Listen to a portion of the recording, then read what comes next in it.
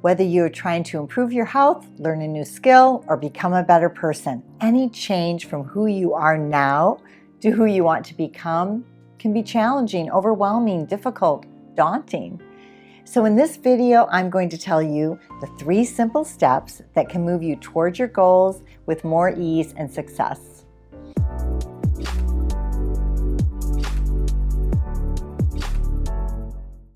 Hello, blissful friends. Barbara Badolati here, your bliss coach, bringing you greater self-awareness, health, and happiness so you can make your life what you want it to be. Let me ask you a question. How did you create the health habit of brushing your teeth? When you were first starting to learn this skill, you probably had some guidance and encouragement from your caregiver. You also had the tools like a toothbrush, toothpaste, maybe a cup of water, and maybe a step stool that allowed you to reach the sink. And it took you doing this activity, usually the same time of day, in this case brushing your teeth first thing in the morning and at night before going to bed, and you did this consistently every day. Now you don't even think about this being a new activity because it's so ingrained into your life. So, embarking on activities that support your goals, done consistently, and attached or anchored to another existing habit is a proven way for it to be successful. Let me ask you another question. What is something you'd like to change for the better? Maybe it's not eating junk food in the evening. Maybe it's doing some stretching at your computer. Maybe you want to start saving money. Or it could be start meditating every day. You might want to start writing in a gratitude journal.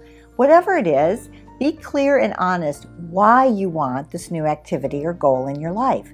Let your why, the reason you are going to do this, be more important than your excuses. This is the formula I use to help me remember this. Your why is greater than your excuses. Translation, your why has got to be greater than your excuses. Now, the science states that we need 66 days of consistent practice in order for a new habit or goal to be formed. This is based on the firing and wiring of the neurons in your brain. So you've got to be committed and track your progress for at least a few weeks. And if you're not making progress within those first few weeks, then 1, it might be that this isn't the right time for you to do this and you want to revisit it in the future.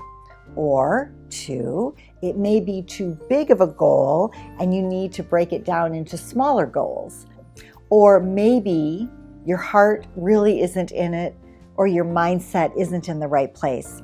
This could be where maybe a life or health coach could help. Okay, so let's get to the 3 steps to creating the habit, which is what it will take to achieve your desired goal or outcome. These are the 3 R's of creating a habit. The first R is routine. What is the action or habit to establish a routine? Let's say that you want to stop eating junk food in the evening. The new action or habit you would want to make a routine is not buying junk food, and perhaps buying healthier snacks like fruits, nuts, and veggies. Or maybe you start a routine of going for a walk or stretching instead of eating in the evening. One time I wanted to lose 10 pounds, and all I did was change what time I stopped eating. So I stopped eating actually at 8 o'clock at night. And by my habit of not eating after 8 p.m., I was able to achieve my goal. So it just can be very small, little changes in your routine.